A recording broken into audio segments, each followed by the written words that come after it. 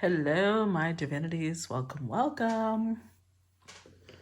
Again, I want to take a few minutes to just say how grateful I am because I have absolutely noticed the growth in you guys, just in how you are responding. The thoughts that I hear you guys express in the comments, I am so fucking proud of y'all. Like, I can't even. Um, so I just want to start off by saying that. And today I'm being instructed, we're actually going to do the main spread with these oracle cards, and then these will be the clarifiers, which is my deck. Okay. So let's get started. Oh, okay. So we've got Death and the Maiden, Invasion, Boundaries Violated, and Dominance. The Three Fates, What Comes Around.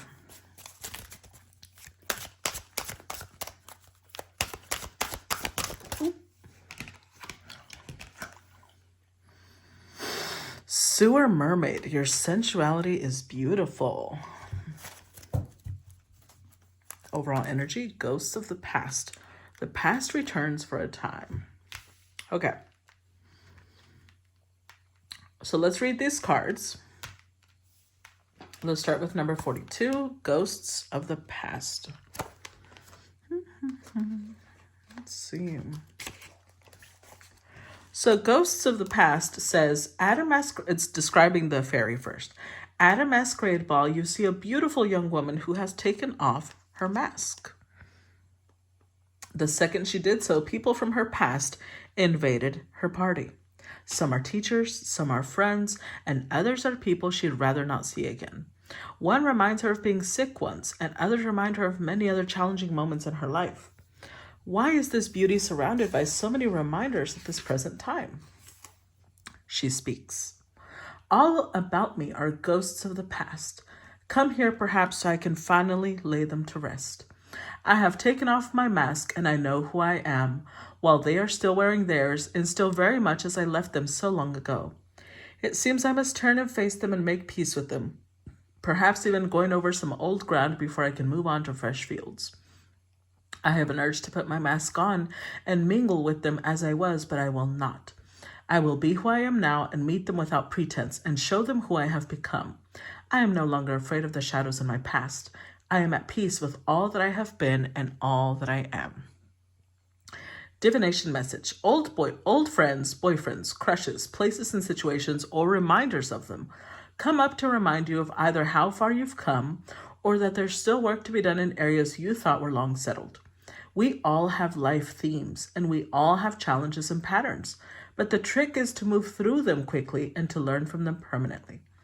These ghosts with masks are here to show you what or who needs an adjustment in your life. A clearing where you make peace with people you feel you may have wronged is in order. None of us is perfect. All of us need to forgive and to be forgiven. This is the cause of the indecision you are now facing. The ghosts of the past are haunting you. It's Judgment Day, and you are more powerful than you know. The time for hiding who you are and pretending to be normal and just like everyone else is done.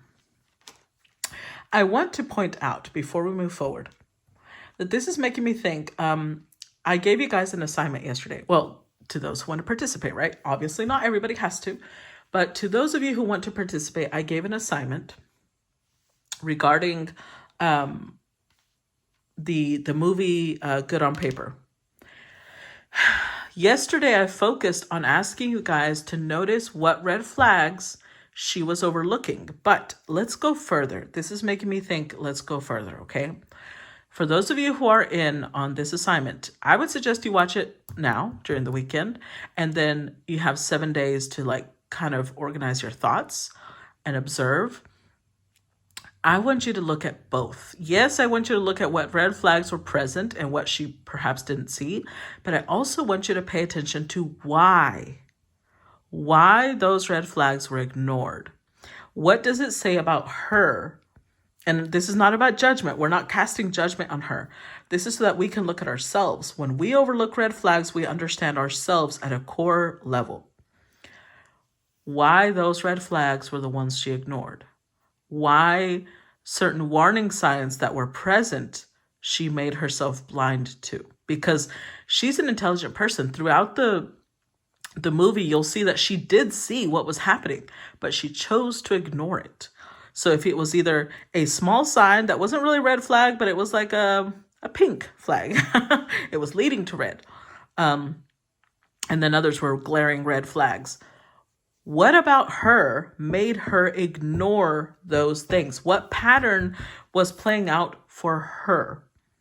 Not just, because again, when people show up and they are deceitful with us, they're manipulative, whatever, there's something that they are reflecting back to us. Remember, I've told you this. We co-create our reality. So when we are faced with a specific situation, it is saying something about us. For example, if you are constantly dealing with narcissists, which, is just a fancy term for someone who's selfish and self-centered, does it mean that maybe you are overgiving? Does it mean that maybe they're reflecting a piece of you that you are trying to ignore? Does it mean that your boundaries are fucking weak? What does it say about you? Not just looking at the other person, but that the more you heal yourself, you are less susceptible to those things. Those things don't even affect you, because when you get to a certain point of healing, you look at them like this is child's play. Like you really thought I couldn't see it. Do you see what I'm saying? And the funny thing is that the whole time we could see it. It's just that when we are unhealed, we choose to ignore it. So it's not about stupidity. It's not about level of intelligence. It's about how much you love yourself, how much you have healed, how firm you are with leaving out people who could hurt you, things like that. And this is making me think of that because, again, I kept saying this is either somebody you know or a pattern that is repeating. And here we have, again, on point. So let's move forward to number 28. Death and the Maiden, invasion, boundaries violated, and dominance. Okay. So this one says, a leering skeleton is looming over a beautiful naked young woman and doesn't seem to have any idea of how its presence is affecting her. It is not aware of, and it is not interested in her response, her reality, or her needs. The skeleton represents true death, the relentless ego, and is way too close for comfort. The vulnerable young woman is cowering and feels herself frozen as its unwanted hand touches her. Death speaks. I am full of needs.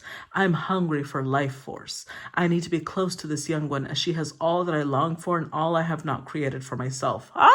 Is this not what we've been talking? Okay. I will simply hover about her and take from her that which I want. Her warmth, her energy, her emotions, and her beauty. She is an extension of me. What I want, I will take. And I love her too, very much. So much I may just consume her entirely. Oh my fucking God! Have I not been talking? Okay. Calm. Okay. Now the maiden speaks. I thought this was love. Oh my fucking God. But now I can see and feel that this is invasive. It says it cares for me, and yet it just seems to want to take from me. This no longer feels right, but I feel helpless and vulnerable. What can I do? How do I break free? And what if what it says is true, that it loves me and I'm fearful for no reason? Divination message. There is a very out of balance relationship. There's a very out of balance relationship between you and another at this time. It may be that you are deaf, taking too much and imposing on another, and all the while blind as this skeleton to the truth. Or it may be that you are the maiden and have no defenses against another who is draining you, claiming all the while to love you. You may have been drawn into the drama and color and entertainment of a relationship that is full of highs and lows and passion, but you are now discovering that it is tiring, draining, and lacking in respect. It is time to truthfully assess this relationship and take steps to be safer, more protected, and more respected. Do not attempt to convince death of its problems. Those real people will only draw closer, cling harder, and convince you that you have a problem, not them. You may feel fear as to what they will do once you separate from them, as they are vindictive and malicious. Freedom is worth the trial of separating. Ask yourself, is this relationship healthy for me? If the answer is no, then you must take steps to go. I fucking can't. Is this not, guys? Is this not what I have been talking about this whole fucking time? I swear. Now, 26. What comes around? About the three fates, it's happening again. Many of us have faced difficulty and troubled times in our lives. Sometimes the impact of a negative experience is so profound that it leaves us with physical, mental, and yes, spiritual residue for months, even years after the actual event. While you are still vibrating, as the three fates puts it, to the energy of a negative experience, you tend to repeatedly attract echoes of that experience. So when you need to be alerted to the fact, the three fates will enter, showing you that this is a karmic pattern that may need to be worked on, understood, and recreated in order to be free of its influence. You may feel that there are others in charge of your fate, that they are threading the needle, weaving the patterns of the tapestry in your life, even choosing what ends and what begins. When you feel that fate has interceded and that you are not so much in control of your life, but in control of your reaction to what happens in your life, then you are beginning to work with intelligence, maturity, and understanding.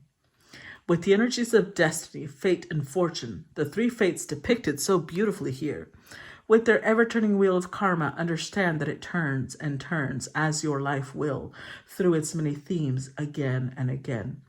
When you receive this card in a reading, and most especially if she leaps out to greet you, you will know an old pattern has circled around once again. The three fates speak. Here it is again. That situation, that person, this lesson that you have yet to learn and that you may spend a lifetime learning. It seems you need another cosmic reminder of something that needs to be cleared and mastered.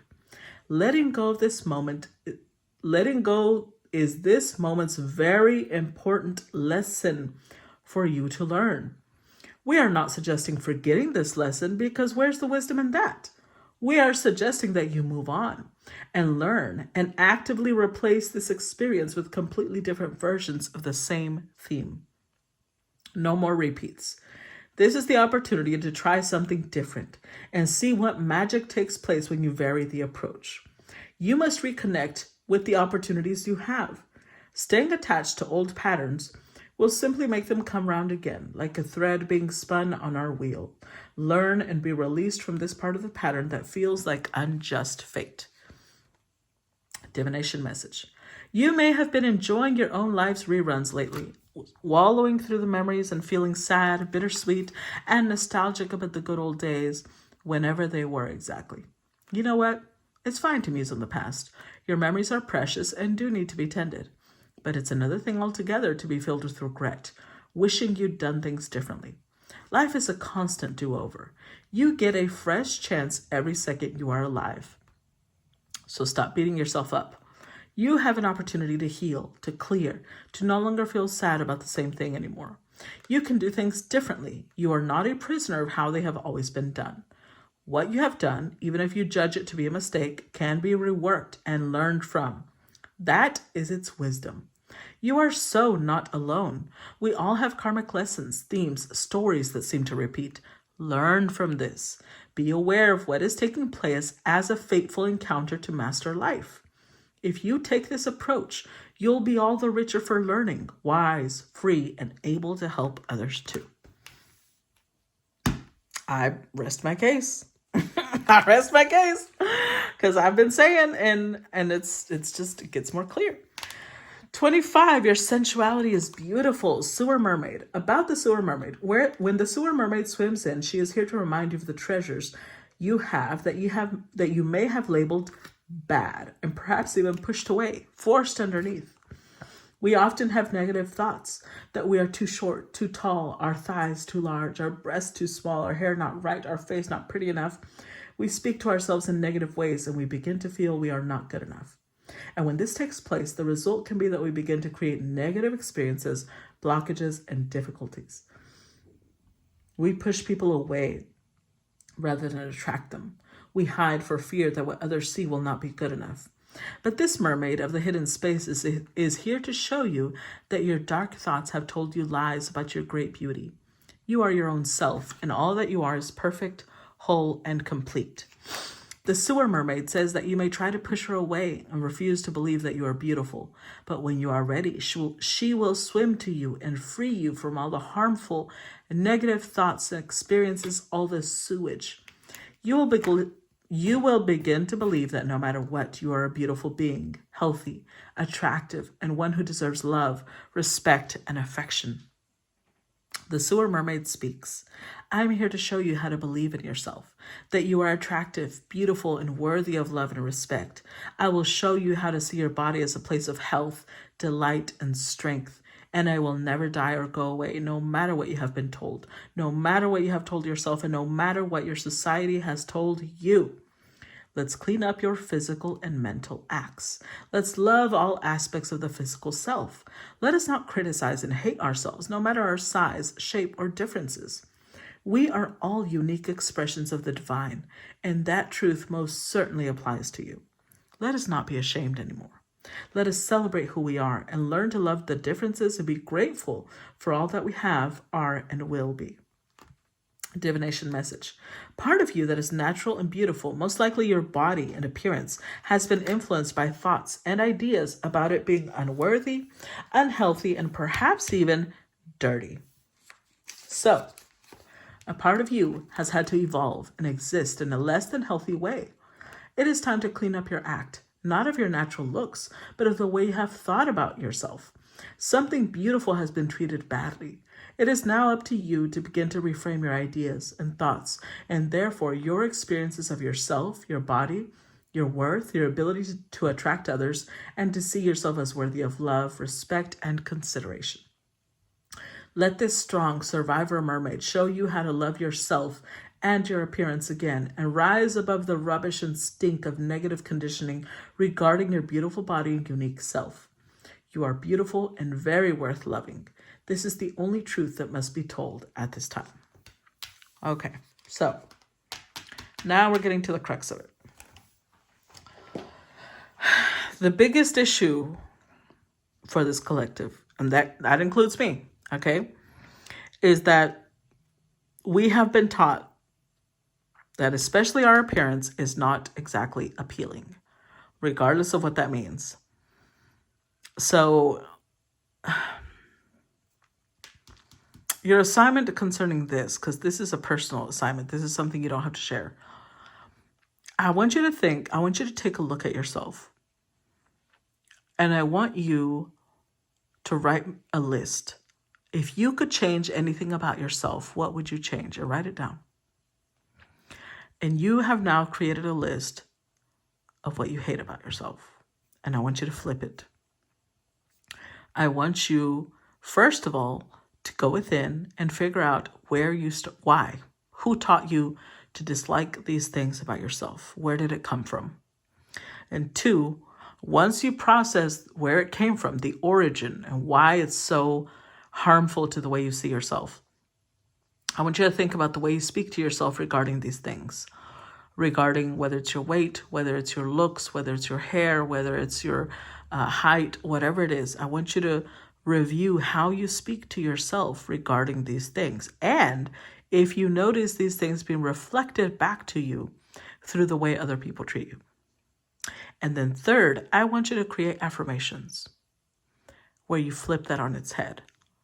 So for example, if you are somebody who doesn't like your body type, and you come across lovers and friends or people who criticize exactly what you hate about your body, and once you understand where it comes from, once you understand why you speak to yourself that way and how you speak to yourself, now I want you to flip it and say, no, I love my body. I love this specific body type. And then I want you to go and find people who have that specific body type, who are already being adored and worshipped. I'm sure you'll find it, because there's all types of body types out there. And you're going to see that it's not that there aren't people out there that don't like your body type. You just don't like your body type. And you have been trained by people around you to not like your body type, or the way you look, or how your hair is, whatever it is that you're struggling with, okay? So let's see. And this one, that one took the cake. Clarify number 28, Death and the Maiden. And then, of course, I don't know if these numbers may be relevant to you in some way. 42 is a 6. 28 is a 10, also a 1. 26 is an 8, and 25 is a 7. Clarify death in the maiden. Clarify death in the maiden.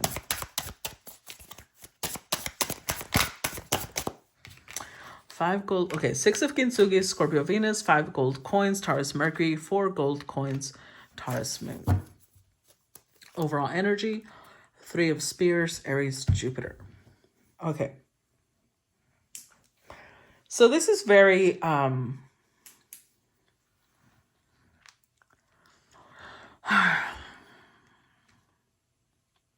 do I put this? This is very telling on what it is that's coming back around. Because with Aries, Jupiter here, whether you are the maiden or whether you are the skeleton, what it means is that there's something you want to pursue. Aries is the, I want and I get it. So whether someone's trying to pursue you or you're trying to pursue them, but it's this energy of I want what I want, regardless of the cost, because the skeleton believes that it loves this maiden, right? And that's why I loved it, because I've literally been saying that. I swear I have not read this book. I had not read this card. And the way I was like, what the fuck? I actually want to read it again because that was so fucking on point with what I've been saying. I'm going to read just what they say, what Death says and what she says. Just what Death says, actually. I am full of needs. I am hungry for life force. I need to be close to this young one, as she has all that I long for, and all I have not created for myself. I'm going to say that again. I need to be close to this one, as she has all that I long for, and all I have not created for myself. I will simply hover about her and take from her that which I want. Her warmth, her energy, her emotions, and her beauty. She is an extension of me.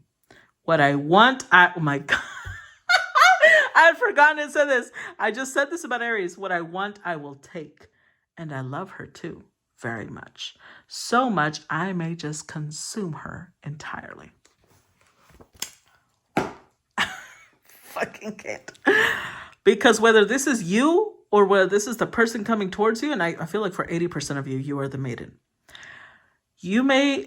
Because you may be struggling with this vision of you not being good enough, you not being attractive enough, you not being sensual enough, you not being whatever. When someone wants you to this level, you're like, oh, it's flattering. It pulls, you interpret this as devotion. You are interpreting this as loyalty, as deep desire, because we've got Scorpio Venus here. But that's not what this is.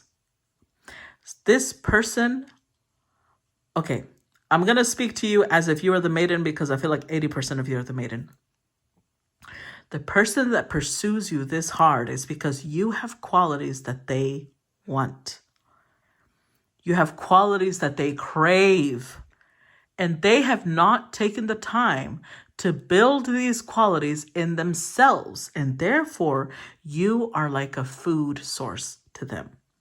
You replenish them. When they are around you, they gain life and you start losing it. And you'll know if you truly are the maiden, because when you are around a specific person, you start feeling really exhausted. You start feeling really drained. And they blossom, they come to life. They are taking energy from you. And for the most part, and I'm going to be real, the majority of people do not realize that they are doing this. All they know is that they're so attracted to you. All they know is that they want to be touching you. They want to be tasting you. They want to be, and you interpret this like, oh my God, this person really wants me. No. They don't want you. They want to be you. They want to embody you. That's why you start feeling drained. because they are consuming your life force. But the 5 of gold coins, Taurus Mercury, for some of you, this person may have been connected to you for a long time, because Taurus is something that takes time to develop. And we have Taurus twice. But the 5 of gold coins is also speaking to this energy of not feeling good enough, of feeling maybe unwanted. Maybe you were left behind by some people. You were abandoned by some people. And maybe you're not even attracted to the skeleton, but the fact that they want you so hard makes you feel like you're not alone anymore. It makes you feel like you're worthy. And so with the 4 of gold coins, you are struggling to release the skeleton. Because you like this energy of, I'll take what I want. It it does this little thing to you. But it's a pattern. And whether it's the same person coming back or whether it's a different person, but it's the same pattern, there's something in you that really desires that. Because again, okay, we start rationalizing. And I'm saying we because, again, I'm including myself in the collective. We will start rationalizing. Let's say, for example, in the past, I used to think about what I can do for this person. I used to be heavy in my Libra South Node. And I was always thinking about how can I upgrade this person? How can I make them better? What can I do to make their life easier? I was always the giver, the giver, the giver. And then I realized I would literally think that as a strength. I thought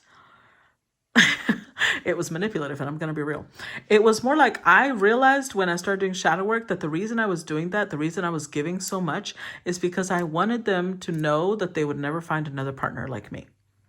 That they would never be able to go and be with another partner and receive the same level of attention, care, love, sex, whatever, that I had given them. What I didn't realize is that what I was becoming was a buffet of delights for this person. And the more I gave, the more variety I tried to give them, the more energy I tried to give them, the more I drained myself. Because for me, remember, some people have a Libra South Node. I don't think that's my collective, but I'm going to put it out there as a possibility. For some people, that's what they need to learn, how to do that. But for me, because it comes so naturally, I have to learn to detach from it because I do too much of that. And so for some of you, that could be connected to you as well. And this doesn't have to be a lover. This could be a friend, because I would do this with everybody. There's no connection I would not do this with. It was with lovers. It was with friends. It was with family. I was the person that did the most for them. And if you notice, now we've got 5 and 4 gold coins, which is the 9. For 80% of you, your true challenge is to be independent, to be free from this, to not repeat the pattern, to accept that for someone to want you to this level is not normal. This is not love. Love wants to build you up, not take from you. Love thinks about what is best for you, not what is best for them. Because especially if you tell this person, I'm not really interested in this connection, and they keep going, it means they don't care. They don't care if you're interested or not. They will persuade, rationalize, convince, because it's what's good for them that matters, not what's good for you. They do not care what you want. So if you tell them this relationship is hurting me, and they're like, that's okay, we can fix it. Because again, it's not about what you want, it's about what they want. Okay, I'm going to stop part 1 here, and I will see you guys on part 2.